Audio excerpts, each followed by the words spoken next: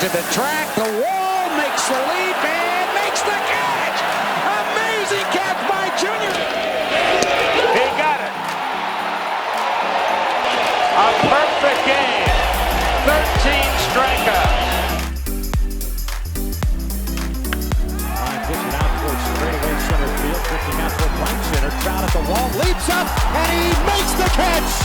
Mike Trout with another spectacular grab! There is out number 2. Bonds hit play high. Hits it deep. It is out of here. 7:56. What a special moment for Barry Bonds. Swinging a long drive. Deep to right. Going. Goodbye. He has done it. He has changed the game of the night. Hello and welcome to another episode of Champions Adjust. This is a baseball podcast where me and Coach Bodzin will cover everything from short hops to bat flips, from youth baseball all the way up to Major League Baseball, with some potentially high school baseball in there, some college baseball in there, who knows, but this is a baseball podcast because we love baseball. That's what we do. We coach youth baseball, we played baseball for a really long time, and decided to come together and just do a pod. That's because accurate. We wanted to hang out more, and this gives us time to hang out, and we like to talk about baseball, and this gives us the opportunity to. So welcome to Champions Adjust. This is episode 4 of season 2. Check out season 1. There's 10 episodes there. Check out our postseason edition that we did for last year's playoffs, where the Atlanta Braves won the World Series, and now we're in season 2, episode 4. We actually had our very first guest, Tyler Ivey, on episode number 3. That was really cool for him to come here, talk to us, give us some insight on his journey, what's going on with him. And at the time we talked to him, spring training hadn't started yet, but now spring training has gotten going. The baseball season is officially here. Baseball is back, yes. Baby! And yeah, this is episode 4, season 2.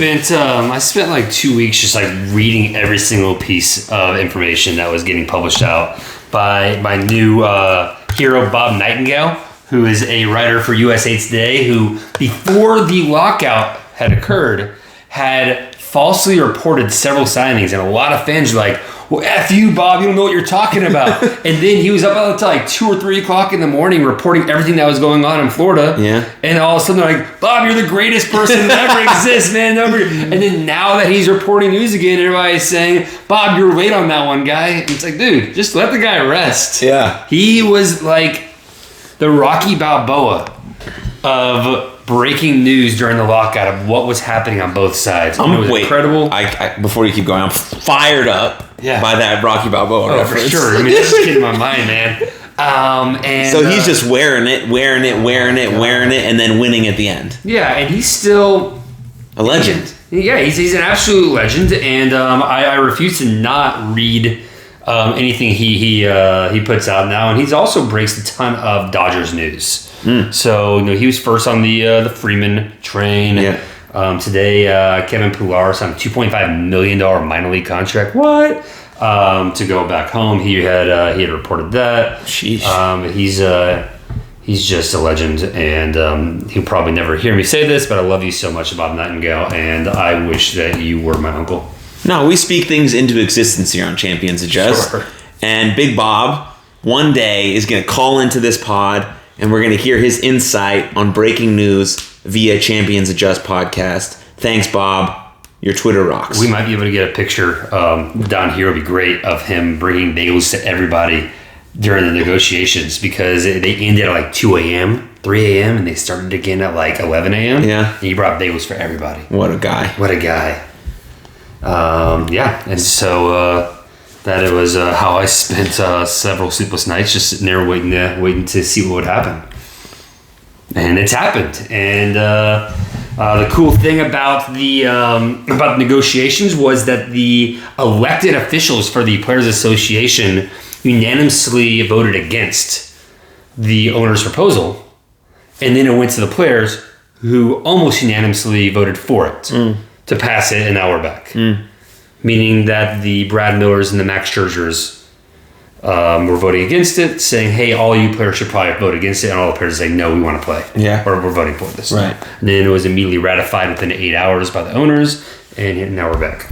About 2 weeks ago, because today is March 22nd, 2022. This episode will come out on March 24th, 2022.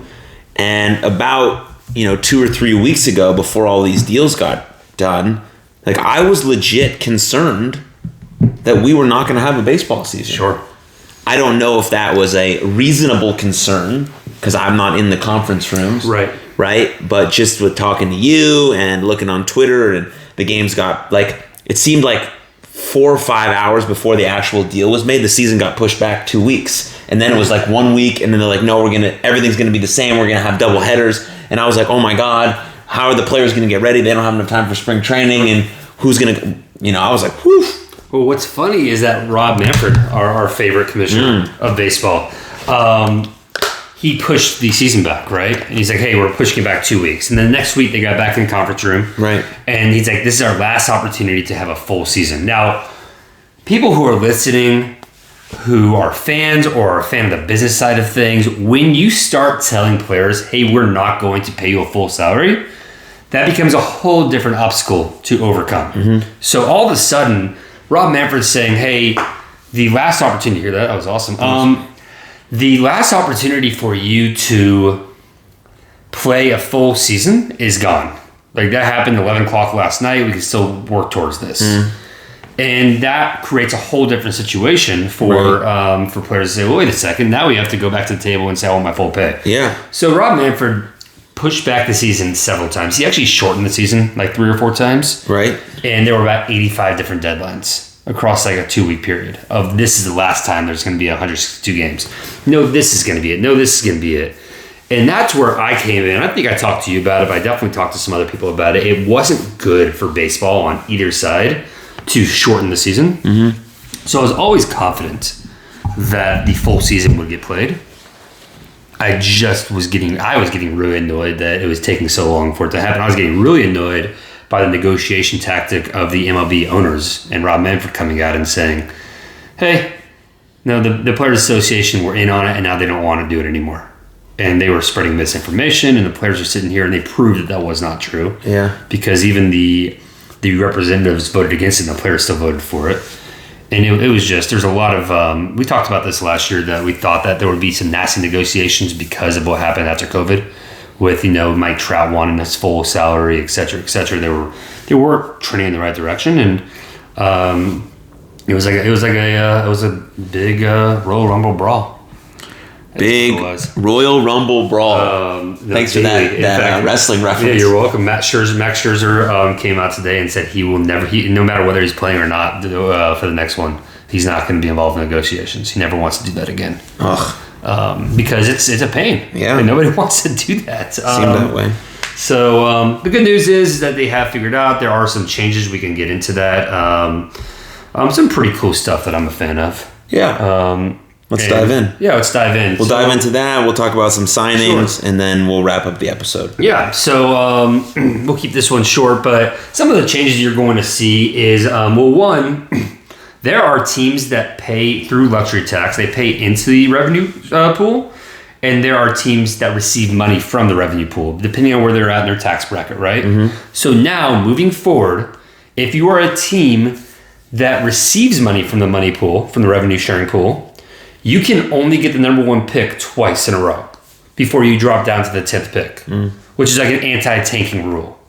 If you put money into the revenue sharing pool, meaning you're a major market team, once. If you are the last place team 2 years in a row, you get to be in the pool to be the number 1 pick, which is going to be a lottery now. But then the second year, you're no longer in the lottery, you're automatically in 10th. So it less motivation at that point to tank, right? So that's pretty cool. This is a 9-team lottery, so the worst 9 teams will be in a lottery. The worst team will get 16.5% odds. So will the second and third team. So teams 1 through 3 have 16.5 odds. And then it goes all the way down to the 9th place team, gets a 2.7% chance of the number 1 overall pick. Got it. Sort of NBA draft rules, if you will. And the earliest time those teams that I've already picked in the top 9, twice in a row if they're receiving money, once in a row if they're giving money, is 10th after that, depending on their record.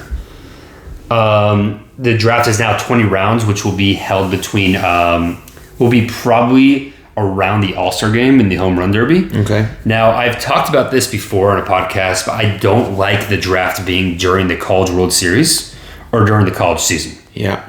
And do we remember why that is? I'm sure you have your opinions on it. But my specific example was 2008. We had a player drafted, I want to see 21st overall, right before our Super Regionals against the University of Miami. And then he all of a sudden had an arm injury and couldn't pitch. Right? So you see a lot of kids, they get drafted, they think, hey, I've made it. I don't really want to play this game anymore for this college team because they're not paying me to do it. Mm-hmm. I'm about to sign a huge contract. Mm-hmm. So push that back, which protects the college baseball brand. Yep.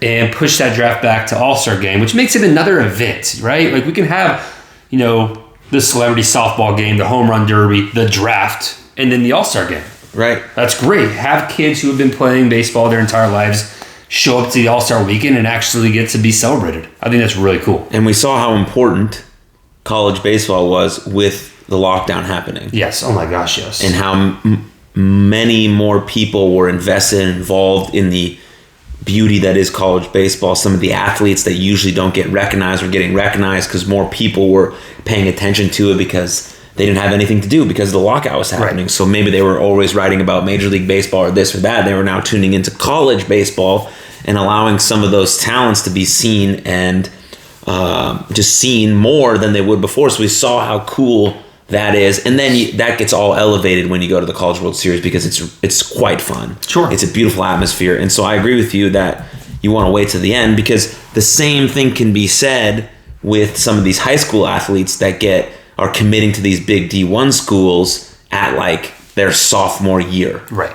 They're not really playing that hard for their high school team because they don't need to. You're not building community. You're not building relationships. All you're doing is focusing on the next thing.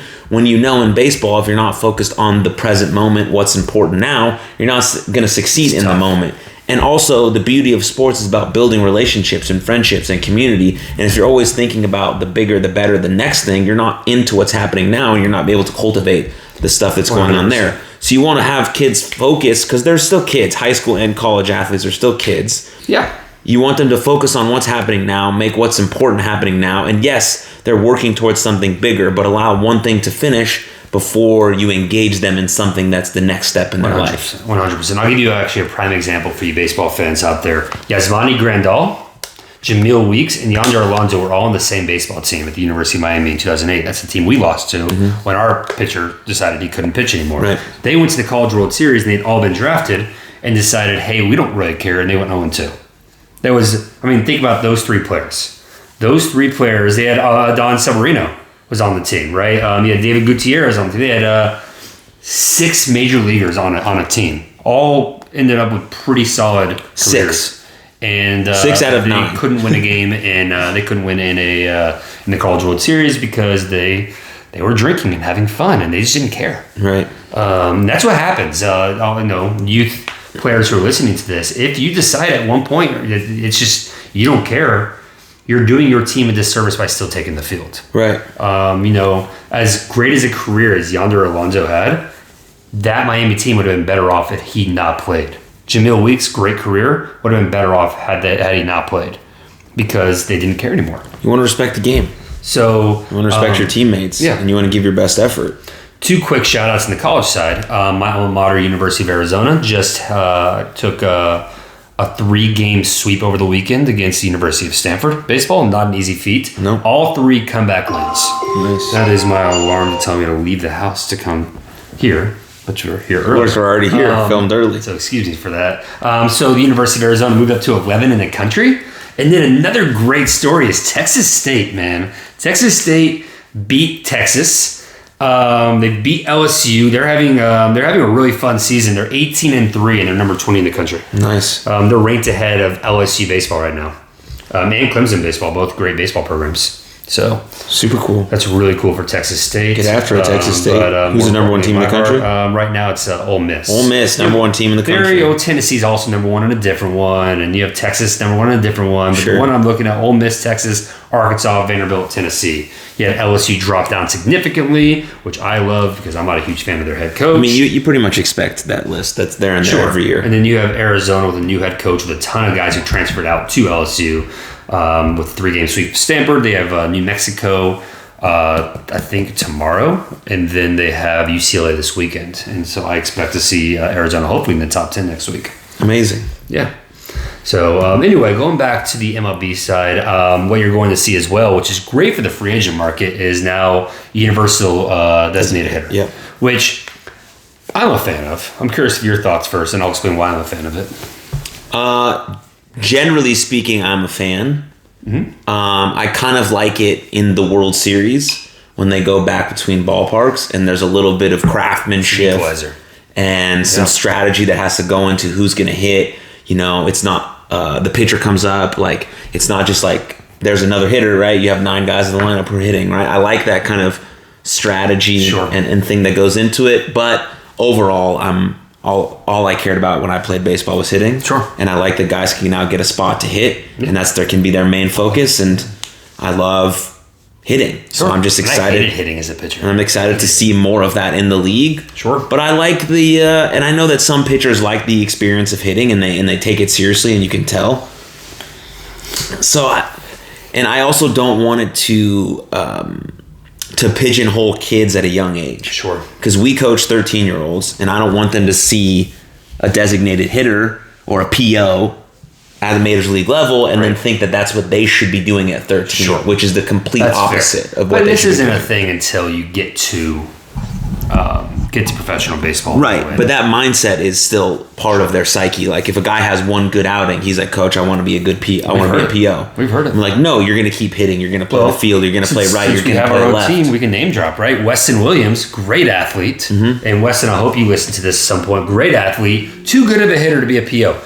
Bulldog on the mound. My God, that guy can throw the ball. Right. But he's also a heck of a hitter. Right. And he's serviceable at other positions. And if we can get him better at other positions, then he can be a first baseman, third baseman, left fielder, right fielder pitcher who can hit. He's just that much more elite. Yeah. That much more useful. You have that much more utility even going into higher levels. So when you get to college, boom, God willing, you get to a higher level than college, you have positions that you can fall back onto. Oh, this guy already plays left field and he's like mad good. Mm-hmm. Cool, Coach, I can play right field. Oh, you already have a right field. Cool, Coach, I can play first base. Oh, you already have a first baseman. Cool, Coach, I can play third base. Oh, you already have a third baseman. Well, I can crush it, so I'm still going to be in the lineup. Exactly. Oh, and I can pitch too. Cool. So you want to build those skills up now as a young person, so when you do start to shrink down your positions, you're really, really good at one or two, but you're capable of doing other ones because you've had experience there. Yes. You haven't pigeonholed yourself as just this person. I met a kid at the Arizona Oklahoma baseball game earlier this season, and he's 12. And I asked him, what position do you play? He said, third base. I said, where else? He said, nowhere. I'm a third baseman. And not my place to say that's insane, but that's my first thought is that's insane. You're 12 years old and you're pigeonholing yourself to play third base. Now, for those of you who are 13, 14 years old getting ready to play high school, you can say I'm a shortstop and I'm a shortstop only. That's great, but you're a freshman at an elite high school and the starting shortstop's a junior or a senior. Good luck usurping them. You better have another position. Right. So if you're only playing one position right now, find another position because you want to play for high school and you can be good enough to play for JV, but you might not be the starting shortstop to your senior year now. And if you want to play in college, I mean, you need to get looks. Well, you're not getting looks playing shortstop for JV. There's a difference between having a primary position and having only one position. Right. Those are two separate things. Like I'm primarily the best at this, but I can play these. Right. Not saying I only play this. There's a huge difference between those two, and you have to figure that out. Well, that's like when we look at Preston Farragut, who is now a solid pitcher. Mm-hmm. He's a middle infielder. Mm-hmm. He also has an arm for third base. He can also play first base because he's athletic. Play center. He can play center, left, and right, and now he's learning to catch. He's going to show up to high school tryouts. Where do you play, kid? Everywhere. Well, what's your primary position? I play everywhere. I'm serviceable everywhere. Put me anywhere and I can play for you. Yeah. I mean, I want that kid on my team. Right. Or we look at, I work a lot with the Medrano twins. And Steven Medrano's made great strides as a pitcher. And he wants to be a middle infielder, but good gosh, if you can play some outfield, that's going to put you in a really good position at Capella High School. Meanwhile, you have Jason, who really wants to learn how to catch, and that's going to make him an elite option when he gets to high school. Hey, I can pitch, but I'm a better catcher. I can play third. I'm fast. I can play center and left. Great. Mm-hmm. Those are the things that you want versus no, I'm a catcher. Right. Okay. And I can kind of hit. Okay. Well, you're serviceable. But we know who's going to get picked, the guy who can play every position versus the guy who can only play one. Right. So that was a great side conversation about the universal DH. I'm a fan of it from a major league perspective because it helps the brand. Yep. Nobody goes to games to watch pitchers hit. It also expands jobs. Yep. Our Pujols can still have a job. Look at Nick Castellanos, who just signed a $20 million per year over 5 years for the Phillies. And Schwarber. They basically signed 2 DHs. Yeah, and Kyle Schwarber. And now they have one that can play outfield, one that can play DH. And that's just fantastic. Expanded postseason. This is fun for a lot of teams who are middling. We talked about this last year. We really wanted to see the Mariners in there. We really wanted to see the Blue Jays in there. They just missed it. This fixes that. There's going to be a 12-team postseason, so it's going to be 6 teams per league starting this year. So each league will have 3 division winners and 3 wildcard winners. The 2 division winners with the best record in each league will get a bye for the first round. The remaining teams are seeded with the other division winner taking the top spot and play a best of 3 wild card round. The playoff proceed as before. From there, a best of 5 division series, a best of 7 championship series, and a best of 7 World Series. Thoughts on that? Love it. Great. International draft.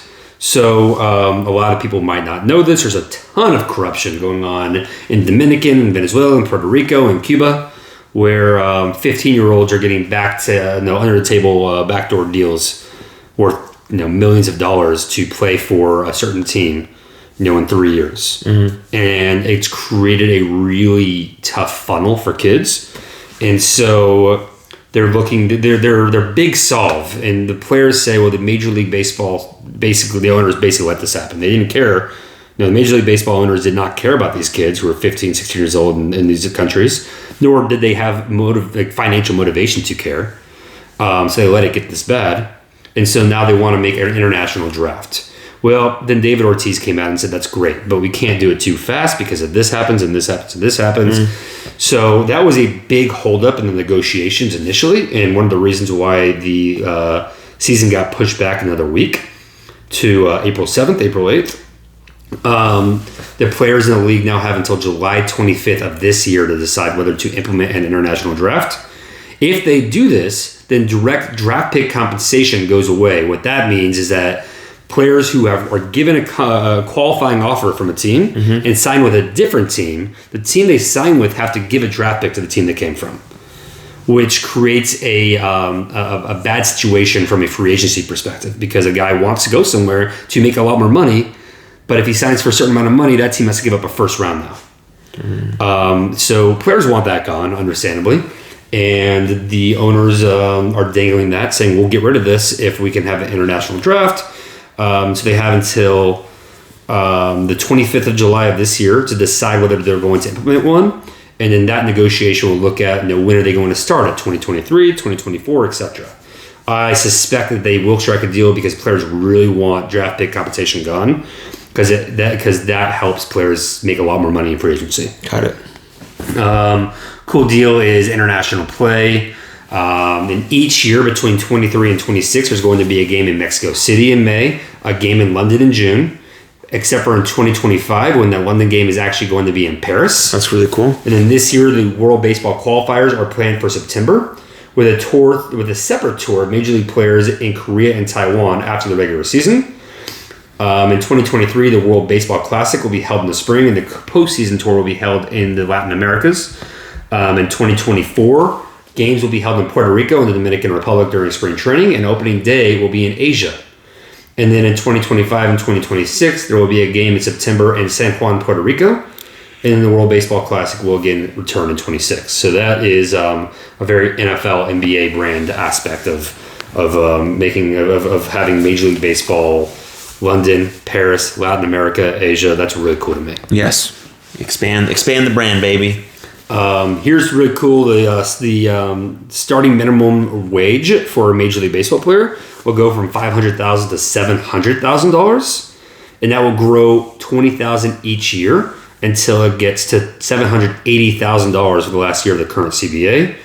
There will be two different minor league salaries now that they have been able to negotiate. One for players that have been added to the 40-man roster for the first time, and another one for a player who's been on split salaries.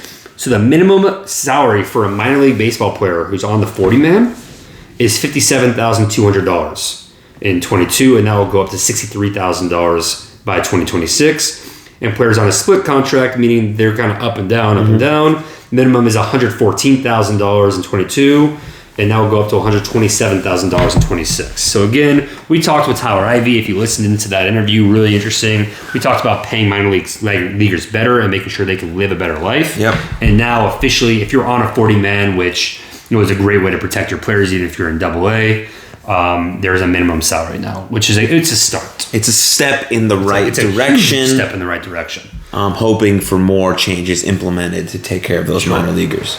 Rob Manfred now has the ability and power to usher in new rule changes into the game inside of a given offseason with a notice of 45 days notice, but cannot do so during the regular season. The previous wait was a year. It is now 45 days.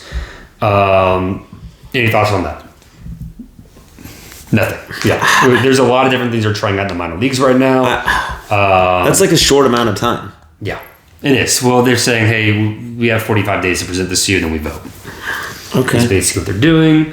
A lot more money stuff. I want to get somebody on here like, somebody who's like maybe an AGM or a scouting director to like talk about the revenue share and the CBT. And because a lot of this stuff is really complex. It goes over my head too. Yeah.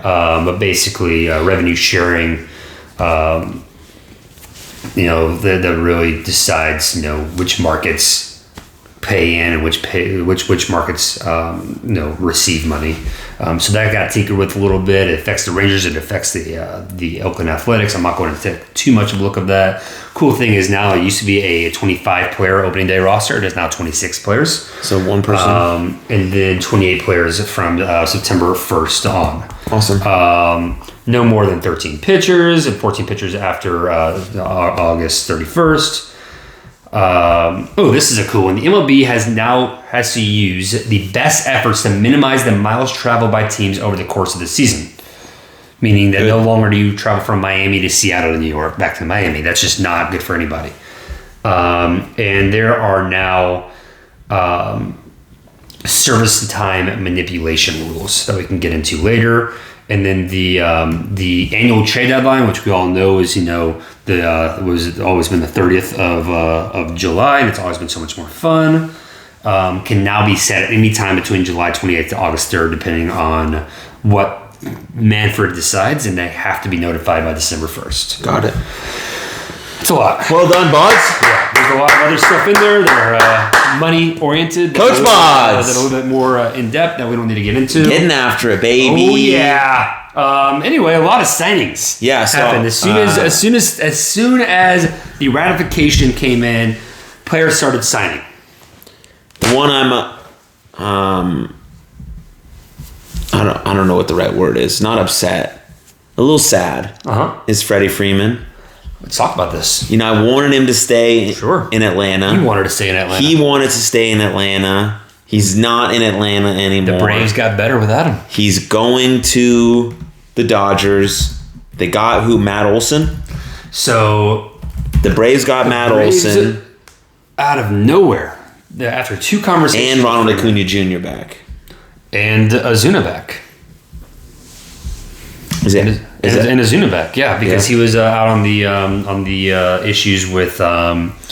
Right, I didn't know if those got. Yeah, and then those got fixed up. So he's in good shape there.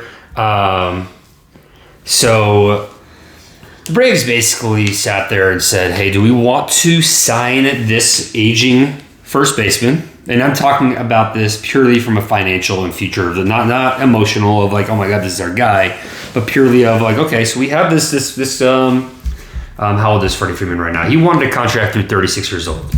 He is currently 28, right?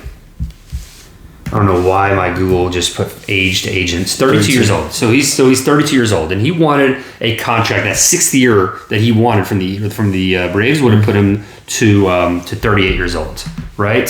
So Matt Olson, on the other hand, He's 27. is 27. So what the Braves did is they traded several prospects, Chris Pash being one of them, and the big one, and they're their number one catching prospect as well, to the Athletics for Matt Olson, 27 years old, turn around and sign him to an 8-year deal, keeping him until he's 35 now. So now instead of having Freddie Freeman for 6 years through his 38th year season, they had Matt Olson for 8 years through his 35th year season at less money per year than Freeman was due in the contract. On top of that, with the money that they saved by not re-signing Freddie Freeman, they went and they got Colin McHugh, a premium relief pitcher. They re-signed Eddie Rosario with an opt-out of 24, so that's a 2-year deal for him. They went and they signed Kenley Jansen on a 1-year, $16 million contract, which is holy cow. But if you have the money on a 1-year contract to spend it, go ahead and do it. Right. And so all of a sudden, the Braves bullpen is just absolutely stacked. So former World Series, or the current reigning World Series champions, would you say that they're a better team going into this season than they were going into last season? I would say so, because they won that World Series with Freeman, but with no Acuna. Didn't have Kenley Jansen. They didn't have McHugh. They didn't have Ozuna. But they did have Solar, and he was a big player. They did have Soler, who just went to Miami. That was big. They still have Duvall for another year. I think that their bullpen is better.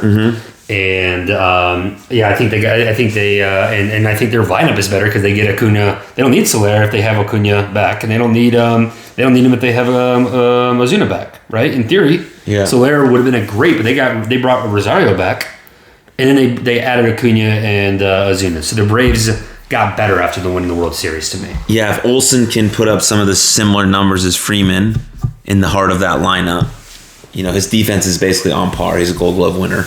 Right. So I'm a huge fan of this. Their bullpen is just insane. And Kenley Jansen, he's not going to be their closer, but he's going to be a great pitcher out of that bullpen on a 1-year deal. So I like what the Braves did. I think that the Dodgers, on the other hand, have one of the best lineups we've ever seen, if not the best lineup we've ever seen before the season starts. Right. I would argue here and now that it's the Braves, Dodgers, and Toronto Blue Jays league to lose right now. Yeah. Also, some other interesting signings.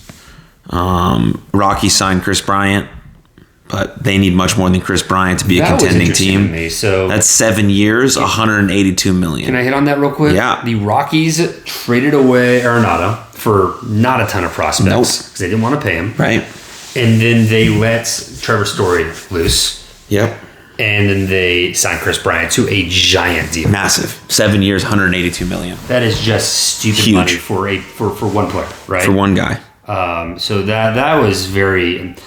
Them and the Rangers made some of the most curious moves to me in the offseason, because then you have the Rangers who still... I mean, they went and got Martin Perez back to eat innings, but they're still not a top 3 team in their division with all the money they've spent. Right. They have one of the best middle infielders in baseball. Sure, of course. Phillies made some good moves, right? Phillies signed Castellanos and Schwarber. Yep. Like we said, to go with Harper and Wheeler. Yep. Out there. So Phillies are a contending team. They were very close to making the playoffs last year. They lack pitching too, though. But they lack a second and third guy. Yeah. But they do have the reigning MVP and second in Cy Young. And we've already agreed that Bryce Harper is worth at least 187 wins. Yeah, of course. So, absolutely. Like that team. So I'm very interested in the Phillies if they can put it all together. If that offense can kind of carry the load a little bit, while the pitching lacks a little bit, minus their number one starter, obviously.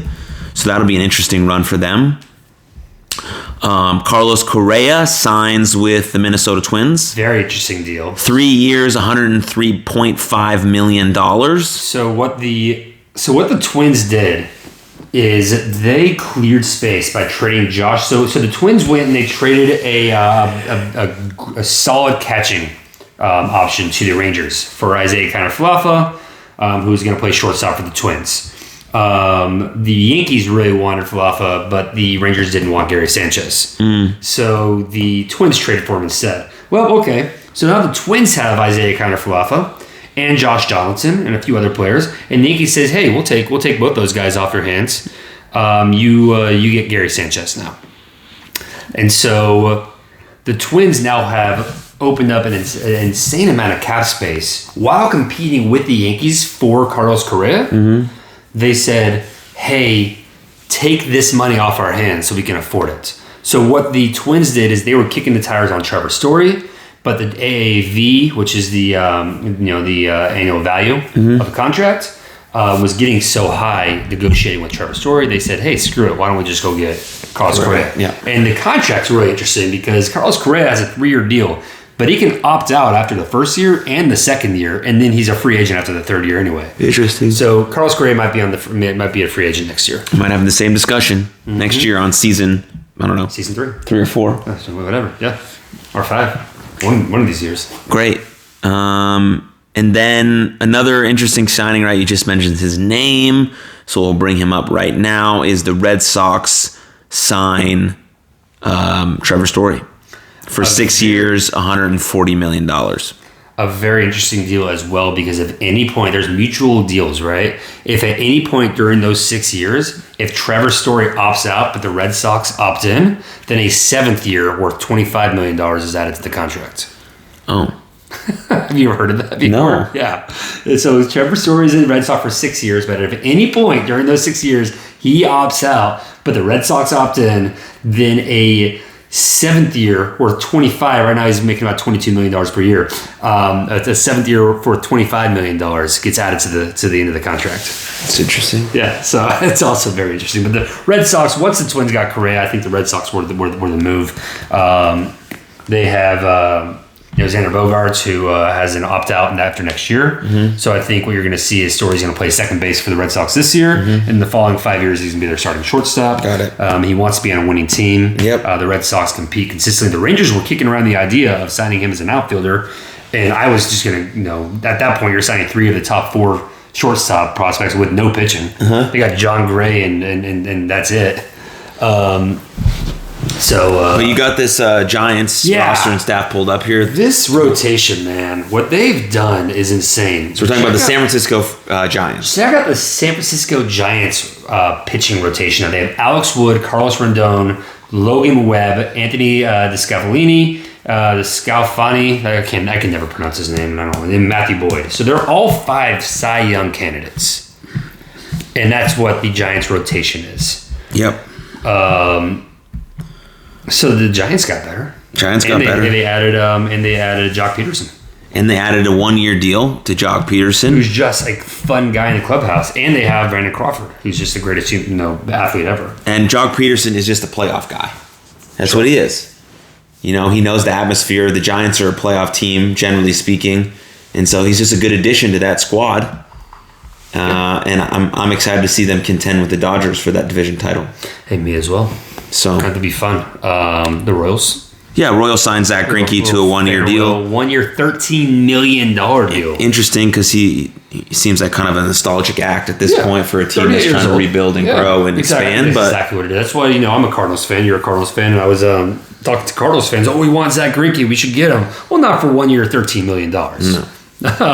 Ryan Tepera, another premium arm in the bullpen. 2 years, $14 million for the Angels. That was really cool because the Angels are competing now. They have the Mariners, who got better from last year. Yeah. You have the Astros, who are the Astros. They're always going to compete. And the Angels, who have gotten better. You have the Rangers, who spent a lot of money and didn't really get better. So the game of baseball would be better if... Was that all of it? Yeah, it's all of it. All right, cool. If Ohtani and Trout made a playoff run. Agreed. And so maybe you're listening to this and you're from Texas and you love the Rangers, or you're a Houston fan, you love the Astros. But if you're just generally a lover of the game of baseball, you want Trout to have this deep playoff run. Oh, yes. You'd love to see Ohtani pitch in game 1 of the division series and then be a DH and then maybe close a game or start a game in the World Series and then also hit 2 bombs. And that's magnificent. He's a magnificent player. Both of them are. They signed a good pitcher. Maybe that guy can be their number 1 and actually carry a rotation. And if Trout hopefully can stay healthy, they can break this curse and they can get themselves into the playoffs. But they have a lot to contend with in that division. Yes. A lot. There's a lot going on there. They got to play well, but I'd like to see it. I think we all would. I think at this point in my life, I don't care about the rivalry between the Angels and the Rangers. I just want to see Ohtani and Mike Trout get the attention they deserve. Yeah. Quick hitters real quick. Nelson Cruz signed with the Nationals. He's a DH for them now. That's going to be really cool for them. And then you have Clayton Kershaw, who's a farewell kind of deal with the Dodgers, but he's still expected to be healthy. Seiya Suzuki. Yeah, big one for the Cubs. Really cool signing for them. He was a big-time Korean baseball player who came over, and everybody wanted to see what he's going to do. Love to have Stroman and Suzuki. Yeah, and shout out to Marcus Stroman. We love you. Buddy of mine with the Tigers said that Javi Baez has automatically just become a huge force in the clubhouse. Just a lot of energy for the Tigers. Nice. And he really loves that signing now. Yeah. Where did Anthony Rizzo stayed with the Yankees? Rizzo stayed with the Yankees. He turned down $70 million a few years ago with the Cubs, and he hasn't made that money back yet, but he is a Yankee. I think the Yankees were really seeing what they could do. They were trying to go after Olsen or Freeman first. It didn't work. So it's kind of fun to be in a world where Anthony Rizzo is a third option for the Yankees. Yeah. The Yankees didn't necessarily get better. They have Joey Galli and Isaiah Kiner-Falefa, which makes them. They signed Donaldson. They traded for Donaldson. They had $30 million on the left side. They traded for him. I'm not sure how good the Yankees are going to be, but I do think that it's the Blue Jays and the Dodgers, and the Braves are really good too. And you have the Mets and the Phillies. You think maybe, but they don't have big holes. You want to see the Angels do well. You want to see the White Sox do well. White Sox are okay. The Cardinals didn't get any better, and they got kind of worse, actually, so that'll be interesting. But they're a baseball team. So they figure it out, baby. We'll see what happens, man. I'm just excited baseball is back, and I know that the $200 is about to hit my bank account in 3 days. It's for MLB TV this season, and I have no qualms with it. Everybody's, I'm canceling my subscription. No, I'll pay more money if I need to. I want the. We want the games. We want to watch the games, man. Cool. And then we have our own team. Do we want to talk a little bit about that? Nah. No? Okay, next week. Next week we will. That was good. That was a long episode. Yeah, longer than we expected. I hope you guys enjoyed it. I knew that, just to give you a little insight on Coach Bods here. He comes over, he's a little tired, he was dealing with his wife and they're having a baby and all these amazing things that are happening in his life, but they can be stressful as well, and so he was a little tired when he came over. Hadn't prepared much for this episode, but what I know about Coach Bodzin is that when he's not on his phone, or when you get him rolling about baseball, he gets juiced and his energy levels skyrocket instantly. So he was like a little hesitant before. He was getting a little nervous about what he was going to say. In the back of my head, I was like, yeah, we're going to be fine. Coach Bodzin's going to get on a roll. It's going to be cool. This episode's still going to be 45 minutes. Yeah. And here we are. He crushed it again. Coach Bodzin comes through with the expertise and his baseball knowledge. And that's it for this episode. Hey guys, Wolfpack Baseball, if you're listening, keep it up, guys. Keep strong. Anybody who's youth baseball player, Dallas Tigers that we've used to coach, Wolfpack Baseball are currently coach or used to be with us. Guys, it's just a game. Have fun with it. Enjoy yourselves. We have some games this week. We had some games last weekend that didn't go as well as we'd wanted them to, but it's all early in the season, just having fun, and I'm fired up that we're knee deep in baseball right now, man. Yeah, believe in yourself. You can do it. Trust yourself, and always remember, champions adjust. Much love. Go to champsadjust.com. Subscribe on the YouTube channel and support the pod. Appreciate you. See you next time. Mwah.